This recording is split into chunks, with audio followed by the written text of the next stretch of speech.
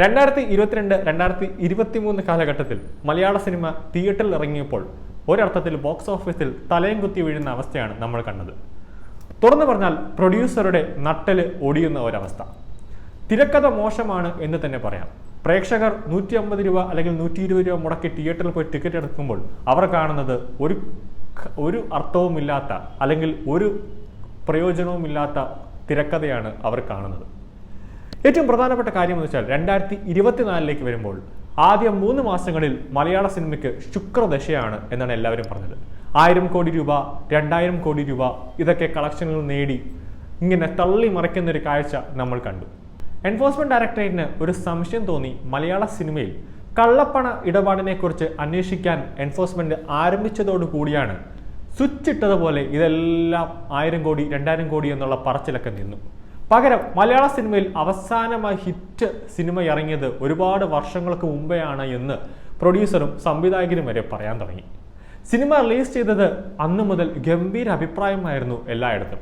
Online മാധ്യമങ്ങളിലും മുഖ്യധാരാ മാധ്യമങ്ങളിലും സിനിമയെ വാഴ്ത്തിപ്പാടുന്ന ആളുകളെയാണ് നമ്മൾ കണ്ടത്.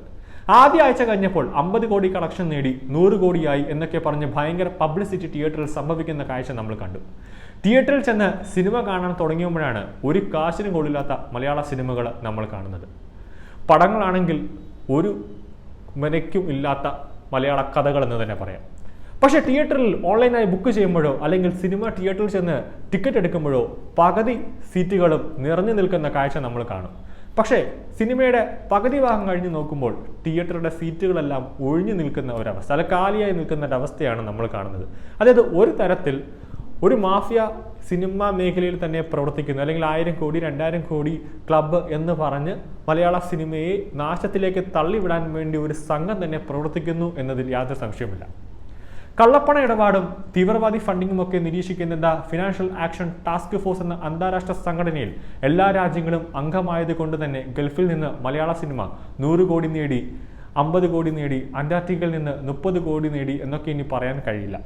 തങ്ങളുടെ രാജ്യങ്ങളെ ഉപയോഗിച്ച് കള്ളപ്പണം വെളുപ്പിക്കുക, തീവ്രവാദ ഫണ്ടിങ് നടക്കുക തുടങ്ങിയവ ചെയ്താൽ ആ രാജ്യങ്ങൾ കരിമ്പട്ടികയിൽ പെടുമെന്നത് കൊണ്ട് ആ രാജ്യങ്ങളെ ഉപയോഗിച്ച് കള്ളപ്പണം വെളുപ്പിക്കാൻ ഇനി ആകില്ല എന്നത് ഒരു പ്രധാന കാര്യമാണ്. മലയാള സിനിമക്കാരെ കൊണ്ടുപോയി വിദേശ രാജ്യങ്ങളിൽ വെച്ച് നടക്കുന്ന ഉഡായിപ്പ് പരിപാടികളെക്കുറിച്ച് അന്വേഷണം നടക്കും. അത് ED അതിൻ്റെ ഒരു അന്വേഷണം തുടങ്ങിയിട്ടുണ്ട്. വർഷങ്ങളായി സിനിമ ഒന്നും ഇല്ല എന്ന് ദാരിദ്ര്യമാണെന്ന് പറഞ്ഞു നടക്കുന്ന അഭിനേതാക്കളെല്ലാം തന്നെ ഗൾഫ് ഷോകളിൽ ലക്ഷങ്ങൾ വാങ്ങിക്കുന്നുണ്ട്.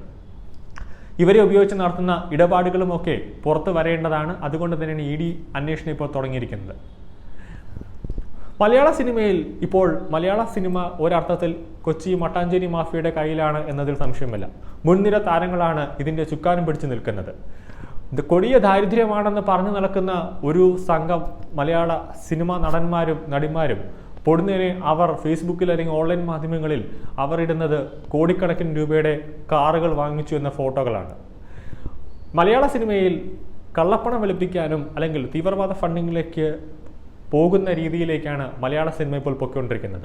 പ്രേക്ഷകരെ ഏത് രീതിയിലും അല്ലെങ്കിൽ ഒരു തട്ടിക്കൂട്ട് തിരക്കഥ ഉപയോഗിച്ച് സിനിമ ഇട്ടാൽ പ്രേക്ഷകർ വന്ന് കാണും. അല്ലെങ്കിൽ മോഹൻലാൽ അല്ലെങ്കിൽ മമ്മൂട്ടിയെ പോലെ ഉള്ള മെഗാസ്റ്റാർ ആയിട്ടുള്ള നടന്മാരെ വെച്ച് ചെയ്താൽ ഇത് അവരെ ആരാധിക്കുന്ന പ്രേക്ഷകർ വന്ന് കണ്ട് സിനിമ ഹിറ്റാക്കുമെന്ന ധാരണയിലാണ് പ്രൊഡ്യൂസറും അല്ലെങ്കിൽ സിനിമാ സംവിധായകരും സിനിമ എടുക്കുന്നത്.